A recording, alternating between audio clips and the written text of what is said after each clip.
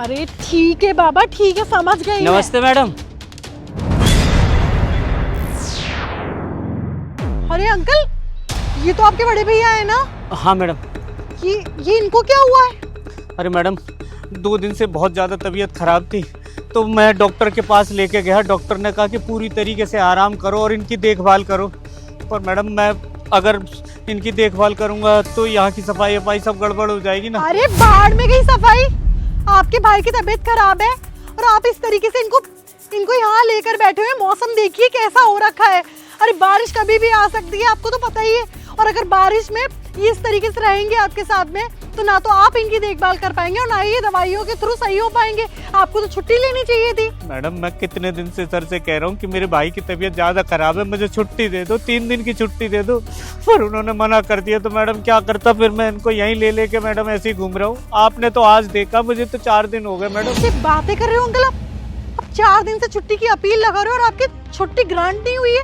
ऐसा कैसे हो सकता है? सोसाइटी के सेक्रेटरी ऐसे कर कैसे सकते हैं आपके साथ में? पता नहीं मैडम क्यों दुश्मनी निकाल ले। मैंने उनसे कई बार कहा कि मुझे छुट्टी दे दो, मेरे भाई की ज्यादा तबीयत खराब है, कहीं कुछ हो गया तो मैडम मैं कहाँ जाऊंगा। 1 मिनट अंकल, मैं अभी यहीं बुला लेती हूँ। हाँ सेक्रेटरी सर, आपने जरा सोसाइटी के फ्रंट गेट पे आ जाइए। हाँ, जहाँ डस्टबिन वगैरह रखे रहते हैं। जी आ रहे हैं, वो देखती हूँ मैं कैसे छुट्टी नहीं देते हैं आपको।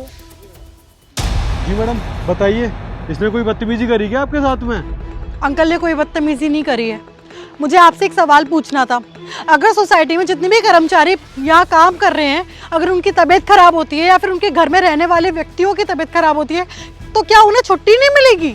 अरे ऐसी कोई बात नहीं है मैडम, ये लोग नौटंकी करते हैं, नाटक करते हैं। कोई तबीयत खराब नहीं होती, छुट्टियों के लिए छुट्टी चाहिए होती है तो नाटक इनका शुरू हो जाता है। तो आप ये कहना चाहते हैं कि जो इनका ये बड़े वाले भाई हैं, ये यहाँ पर इस तरीके से ड्रिप की हालत में बैठे हुए हैं, जिसको सामने सामने ड्रिप चल रही है, वो इंसान झूठ बोलेगा? वो एकमात्र छुट्टी के लिए अपने शरीर के अंदर ड्रिप चढ़वाएगा? आप कैसी बातें कर रहे हैं? आपको शर्म आनी चाहिए। और ये मैं पहली बार थोड़ी ना सुन रही हूँ, इससे पहले भी आपसे कई बार माली ने छुट्टी मांगी है, तब भी आपने छुट्टी नहीं दी है। यहाँ तक कि जब माली के घर में उसकी खुद की बेटी की शादी थी, तब भी आपने छुट्टी नहीं दी थी, ये बोलकर कि पैसे कटेंगे। आपको शर्म आनी चाहिए। आप यहाँ के सेक्रेटरी हैं और सेक्रेटरी का काम होता है सोसाइटी को मैनेज करके रखना, सोसाइटी में रहने वाले हर एक इंसान का ना अच्छे से ध्यान रखना। और आप क्या कर रहे हो? अरे उनकी हालत देखो। कल को अगर उन्हें कुछ हो जाता है, उन्होंने यहाँ पर दम तोड़ दिया, तो उसका जिम्मेदार कौन होगा? कौन होगा? आप होगे। Sorry madam. सॉरी बोलने से क्या होगा? सॉरी बोलने से जो उनकी 4 दिन में तबीयत ठीक हो सकती थी, क्या वो तुम्हारे सॉरी बोलने से 2 मिनट में ठीक हो जाएगी? नहीं मैडम, मैं ना इनको छुट्टी दे दूंगा। आपको ये लगा था कि सोसाइटी में किसी को कुछ पता चलेगा नहीं, और चल भी गया तो मैं इनके ऊपर उल्टा इल्जाम डाल दूंगा। अरे यहाँ पर काम करते हैं, है तो इंसान ही ना, तो इंसान को ना इंसानियत से चलाओ, इस तरीके से नहीं। आप तो कभी भी छुट्टी ले लेते हो। अरे आपसे मैंने 4 दिन से बोला हुआ था कि पाइपलाइन का काम करवा दो, आपने करवा दिया। आप पे खुद पे अपने काम हो नहीं रहे, पर मैं अब ना आपको इस तरीके से छोड़ूंगी नहीं। आपकी ना कई बार लोगों ने शिकायत करी है। अब मैं आपके ऊपर जो आपके हेड है ना, हेड ऑफिस में कंप्लेन करूंगी, स्पेशली कंप्लेन डालूंगी लिखकर, और सोसाइटी में ना उस एप्लीकेशन में सबसे साइन करवाऊंगी। मैडम गलती हो गई, माफ कर दीजिए, आइंदा से ऐसी गलती कभी नहीं होगी। आइंदा तो वैसे भी नहीं होगी। हमें ऐसा सेक्रेटरी चाहिए ही नहीं जिसके अंदर इंसानियत ना हो।